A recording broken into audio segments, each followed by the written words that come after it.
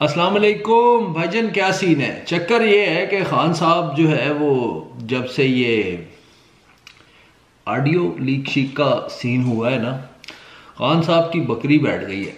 और अब वो हमेशा की तरह अपने ममदू सहाफ़ियों को बुलाकर अपने इंटरव्यूज़ रिकॉर्ड कराते हैं, और जो इंटरव्यू कम और ऑटोबायोग्राफी ज़्यादा होती है। वही ऑटोबायोग्राफी के मुझे लोगों ने कहा मैं फास्ट बॉलर नहीं बन सकता था, फिर लोगों ने कहा मैं कप्तान नहीं बन सकता था, फिर लोगों ने कहा मैं वर्ल्ड कप नहीं जीत सकता था, फिर लोगों ने कहा मैं कैंसर अस्पताल नहीं बना सकता था, फिर लोगों ने कहा मैं बिलियनट्री हुकूमत ये वो दाएं बाएं। इस किस्म की बेशतर बातें खान साहब करते हैं, बल्कि करते हुए आ रहे हैं और न जाने कब तक करते रहेंगे। इसी किस्म का इंटरव्यू उन्होंने दोबारा किया, और उनके ममदू सहाफ़ी, कम से कम ये साहब सहाफ़ी हैं इसलिए मैं इनके लिए लफ्ज़ इस्तेमाल कर रहा हूँ, वरना मैं यूट्यूबर या इन्फ्लुएंसर कहता।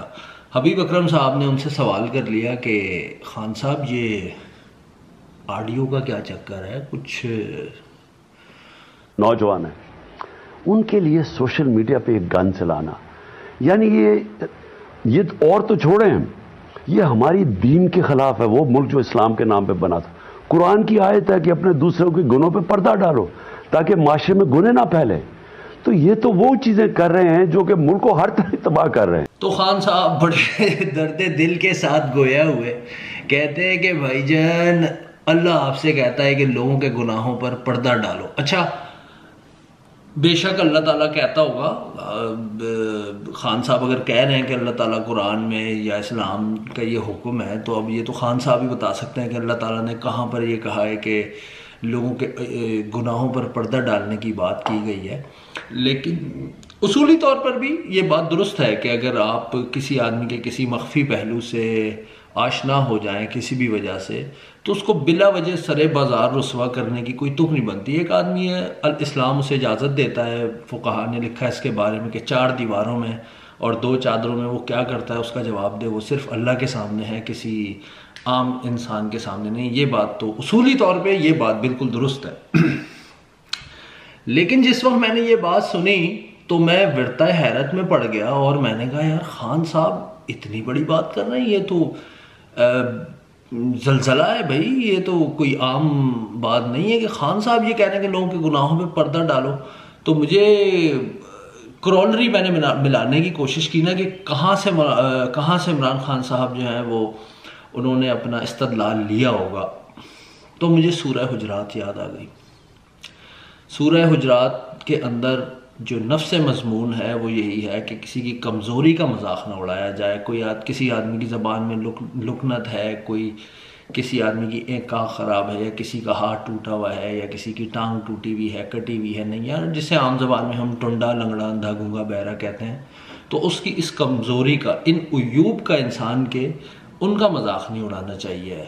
तो मैंने कहा ज़रूर खान साहब ने इस्तदलाल यहीं से लिया होगा, क्योंकि हो सकता है कोई और भी आया हो, लेकिन ये बड़ी प्रोमिनेंट एक सूरा है। कोई आदमी किसी को जब तंबीह करना चाहता है नकल के हवाले से या किसी भी चीज़ से, तो सबसे पहले सूरह हुजरात का बाकायदा नाम लेके बड़े बुजुर्ग जो है वो तंबीह करते हैं कि बेटे आपने सूरह हुजरात नहीं पढ़ी, कि अल्लाह ताला ने उसमें ये नहीं कहा।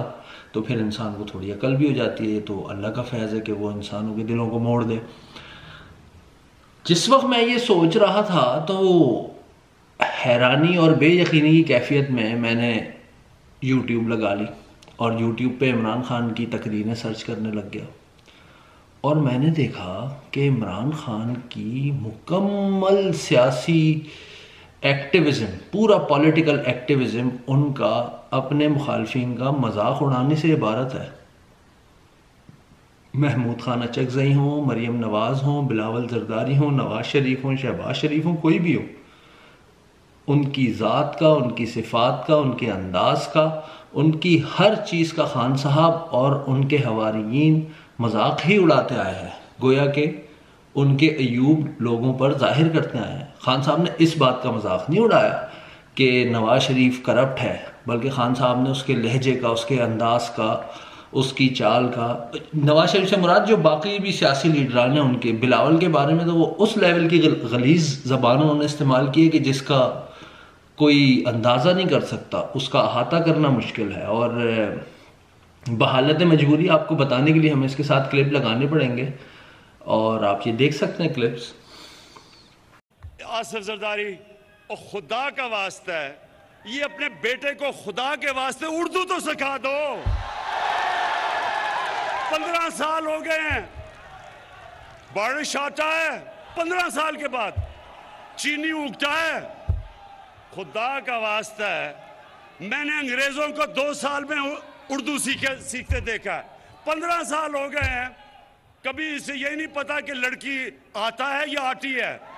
मुझे किसी सोशल मीडिया पे किसी ने मुझे तकरीर भेजी, वो मरियम कहीं तकरीर कर रही थी कल, उसमें उसने इतनी दफा और इस जज्बे से और इस जुनून से मेरा नाम लिया कि मैं उसको ये कहना चाहता हूं, मरियम देखो, थोड़ा ध्यान करो, तुम्हारा खामद ही नाराज ना हो जाए जिस तरह तुम।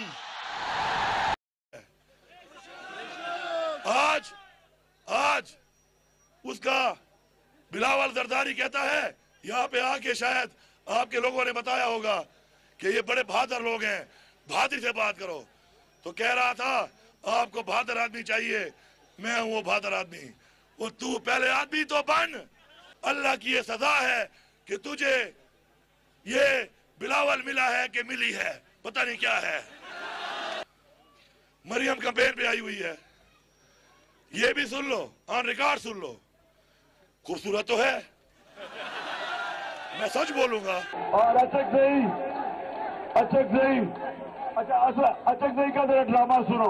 बड़ी चादर पहनी हुई है, ऐसे करके बड़ा कोई देसी आदमी लग रहा है।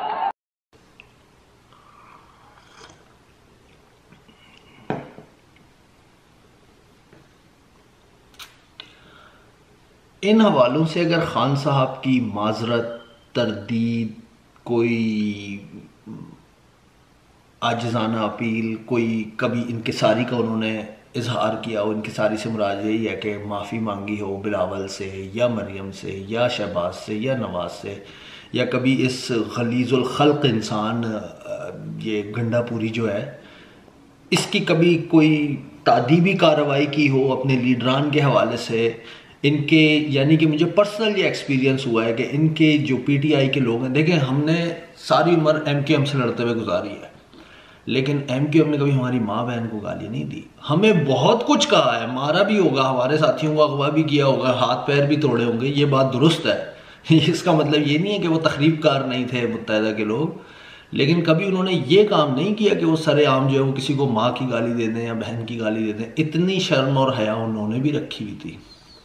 लेकिन आप बिल्कुल आम देखेंगे कि पीटीआई की जो सोशल मीडिया टीम है वो कभी भाई को कुछ कहेगी, कभी बहन को, कभी माँ को, और इस तरीके से गिलाजत का पुलंदा है वो लोग। तो खान साहब पहले आप अपनी मंजी थले डांग ते फेरिए, फिर तुसी सानू आगे कुछ कहोगे तो चंगा भी लगेगा ना। वैसे ये क्या बात हुई कि अब आपको सामने से जो है वो टप्पे लगने शुरू हुए हैं जोल गार्नर के और मैल्कम मार्शल के, तो आप बैकफुट पे चले गए हैं, कभी आप नीचे बैठ रहे हैं, कभी आप जो है वो अंपायर के पास जा रहे हैं। जब आप खुद जो है वो जेफ ड्यूजॉन शुजॉन को टप्पे मार रहे थे उस वक्त आपको कुछ नहीं हो रहा था, हालांकि उस वक्त आप अंपायर भी ये शकूर राना शाना जो है, हालांकि शकूर राना साहब की भी एक स्टोरी है वो आपके साथ करेंगे किसी वक्त, लेकिन जो दूसरे तीसरे अंपायर थे उनको आप अपने साथ लेके 40 आउट करते हैं सीजन में, उस वक्त आपको कोई प्रॉब्लम नहीं होता था। शर्म आपको पहले खुद आनी चाहिए, पहले आप अपनी तंजीम के अंदर तादीबी कार्रवाई करें, अपनी सोशल मीडिया को कुछ टीम को कुछ तमीज़ तहजीब सिखाएं, कुछ लोगों को अपने बताएं। क्या नहीं कहा है आपकी सोशल मीडिया की टीम ने मरियम के बारे में, नवाज शरीफ की बीवी के बारे में जो जिनका इंतकाल हो गया, बीबी कुलसूम नवाज गालिबन उनका नाम है, मरहुमा के बारे में। हम भी उनके सियासी मुखालिफिन हैं, हम उनकी डट के मुखालफत करते हैं, लेकिन इसका ये मतलब थोड़ी है कि आप जाके उनको गालियां देना शुरू कर दें। आपकी पूरी सोशल मीडिया टीम जो है कुलसूम नवाज के बारे में कहती रही है कि ये मकर कर रही है, झूठ बोल रही है, माज़अल्लाह नाउज़ुबिल्लाह, अल्लाह पाक उन पर रहम फरमाए, ये जो है वो बिल्कुल ड्रामेबाजी कर रहे हैं, ये कर रहे हैं, फला कर रहे हैं, ऐसे कुछ भी नहीं हुआ, ये अस्पताल में। आपके मनपसंद यूट्यूबर इसके ऊपर ये बकवास करते रहे, आज तक किसी एक ने माफ़ी मांगी है? किसी एक ने ये कहा है? मैं तो हैरान रह गया, बल्कि अभी कल परसों जो मैंने उसका तस्करा भी किया था कि सैयद इमरान शफकत साहब ने जो है वो कैमरे पे बैठ के उन्होंने माफ़ी मांगी, उन्होंने कहा जी मुझसे गलती हुई है, ये मुझसे जो है वो गलत प्रोग्राम हो गया, मैं शर्मिंदा हूँ, आपसे माफ़ी मांगता हूँ। मैं चैलेंज से कहता हूं, आप अपनी पूरी सोशल मीडिया टीम के अंदर एक ऐसी मिसाल दिखा दें, कोई एक, या आपके हामी सहाफ़ी जो खुद को सहाफ़ी कहते हैं उनके बारे में जिन्होंने झूठी खबर चलाई, जो साबित हुआ कि खबर झूठी थी और उसने जो है उस पर माफ़ी मांगी हो। माफ़ी को छोड़ दें यार, उसने यही कह दिया हो कि जी हम तक गलत मालूमात पहुंची, गलती हमारी नहीं है, उसकी है जिसने हम तक गलत मालूमात पहुंचाई हैं। आपको सबसे मसला यह है कि आपको शर्म नहीं आती। आप किसी इंतहाई ढीठ हाड़ हड्डी के बने हुए इंसान हैं।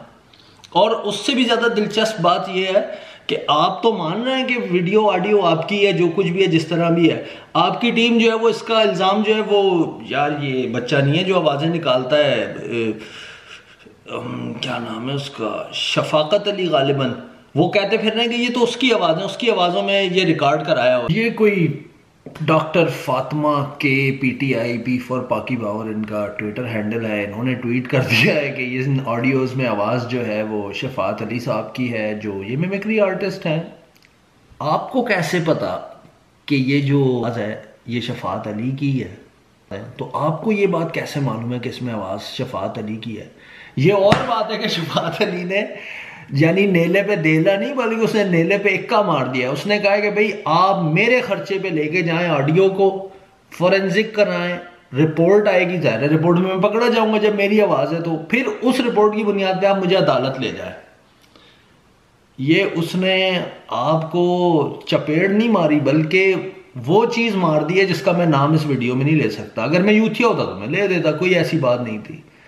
तो खान साहब आपसे अर्ज ये है कि ये जो 2-2, 3-3 हज़ार यहाँ पे रीट्वीट, ट्वीट, लाइक और कमेंट और सारा कुछ हुए हुए हैं, और जो लोग आपके शक्लें लगा के और PTI के तस्वीरें लगा कर उस पर हमला करने की बातें कर रहे हैं और सारा कुछ कर रहे हैं, आपने इनको कभी ये बताया है कि कुरान का क्या हुक्म है कि कोई फासिक तुम्हारे पास अगर खबर लेके आ जाए तो उसकी तस्दीक करो?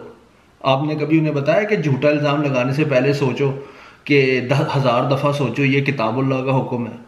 आपने कभी बताया? ये आपके जो, मैं लफ्ज़ नहीं इस्तेमाल करना चाहता, चलें, जो आपकी कौमी यूथ है ये जिसकी जो मर्जी बकवास कर देती है, कोई इनको पूछने वाला, कहने सुनने वाला नहीं है। यहाँ बैठ के आप जो है वो ख़ुद को एक बहुत ही, जिसे कहते हैं ना कि मसनद खैर पर बिठा कर अपने आप को, और ऐसे जो है लोगों को तबलीगें कर रहे होते हैं, वो किताब ये कहती है। और किताब ये नहीं कहती कि एक्स्ट्रा मैरिटल अफेयर नहीं होने चाहिए। किताब ये नहीं कहती कि आउट ऑफ वेडलॉक बच्चों की पैदाइश नहीं होनी चाहिए।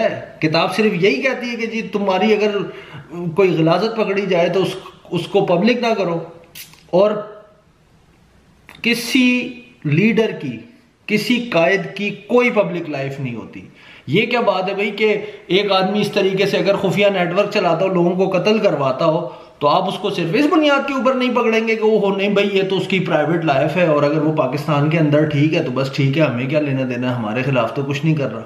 ये क्या लॉजिक है भाई? किसी लीडर की कोई प्राइवेट लाइफ नहीं। खान साहब आपको शर्म आनी चाहिए ना, बल्कि शर्म तो मेरा नहीं ख्याल कि आपको आएगी।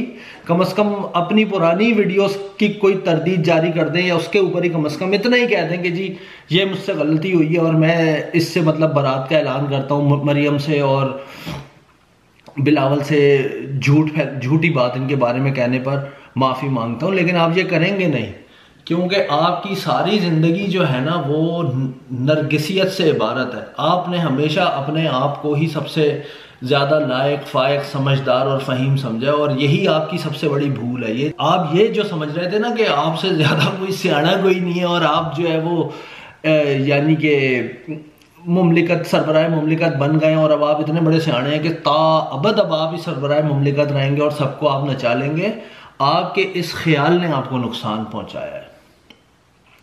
वीडियो देखने का बहुत बहुत शुक्रिया। अगर आपको पसंद आए तो लाइक, शेयर और सब्सक्राइब भी कीजिए, और इंशाअल्लाह बहुत जल्द आपके साथ एक नई वीडियो के साथ हाजिर होंगे। तब तक के लिए अल्लाह ने के बाद।